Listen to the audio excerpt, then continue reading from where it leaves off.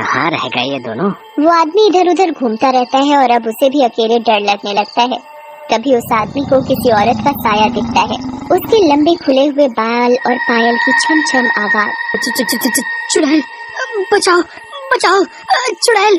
फिर अचानक वो चुड़ैल उसके सामने आ खड़ी होती है और आदमी बहुत तेज चिल्लाता है और वहीं बेहोश हो जाता है। अरे ये चिल्लाने की आवाज किसकी आई? हाँ, आवाज तो मुझे भी आई। चलो चलकर देखते हैं। फिर सोसाइटी वाले नीचे आ जाते हैं तो वो वहाँ पर रमेश को जमीन पर पड़ा हुआ देखते हैं।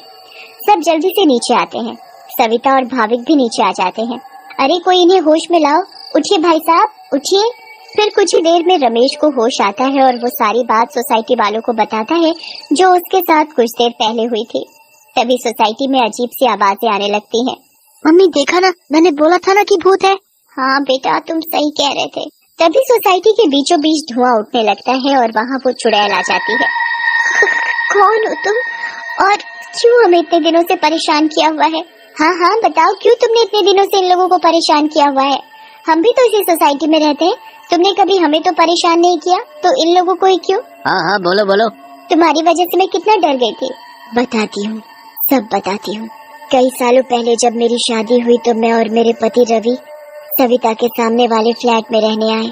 हम बहुत खुश थे, पर अचानक मेरी माँ की तबीयत खराब होने की वजह से मुझे कुछ दिन के लिए यहाँ से जाना पड़ा। और तभी सविता के फ्लैट में एक बहुत सुंदर लड़की रहने आई। रवि उस लड़की को पसंद करने लगे थे और वो लड़की भी।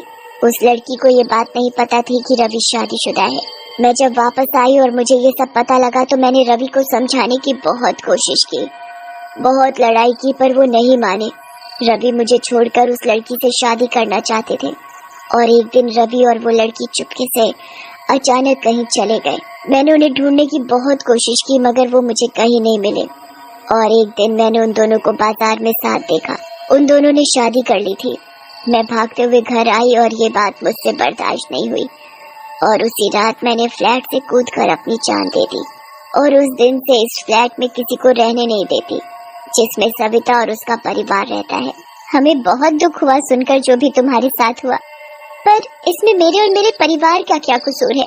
हाँ आंटी, आप तो अच्छी आंटी हो, ऐसे कैसे कर सकती हो? चुड़ैल भाविक की मासूमियत देखकर पिघल जाती है। ठीक है, अब मैं तुम लोगों को कभी परेशान नहीं करूंगी। ऐसा कहते ही वो चुड़ैल हवा में गायब हो जाती है और कभी किसी को परेशान नहीं करती।